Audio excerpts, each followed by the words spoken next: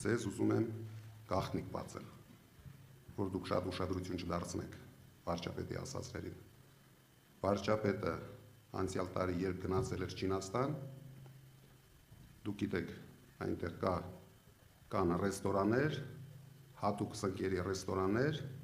որոնք մարդկանց մոտ գալյուցինացիա են առաջացնում։ Ինքը այնտեղ փորձել էր,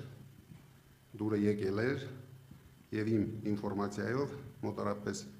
1 տոննա հետը առել բերել է Հայաստան։ Դրա համար ինքը երբ բարձրանում է կառավարության ամբիոն, կառավարությունում լրագրողների հետ հանդիպման ժամանակ, ազգային ժողովում բարձրանում է ամբիոն, անպայման օգտագործում է այդ սնկերից։ Եվ իր կյանքի երազները, ինչ երազ տեսնում է, երազում է, ինքը կարող է ամբիոներից դուրս տալ։ Դա ընդհանուր այդ սնկերի հիվանդությունն է։ Այսինքն ոչ թե հիվանդություն է, շնորհքն է։ Դրա համար շատ լուրջ մի ընդունեք, ամեն ինչ գնում է իր հունով, ինքը արդեն ցեյթնոտի մեջ կանի հայտարարություններ, որը մեր ժողովուրդը հունիսի 7-ին կգնահատի։ Ինձ ցույց տվեցին Կալուգացի օլիգարխի տխմար հայտարարությունը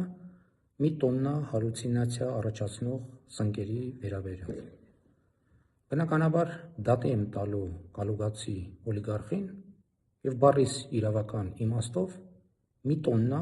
հալյուցինացիա առաջացնող սունկ եմ կերցնելու Կալուգացի օլիգարխին։ Կներեք կոշտ բառապաշարիս համար, բայց ի վերջո ամեն ինչ չափ ու սահման ունի։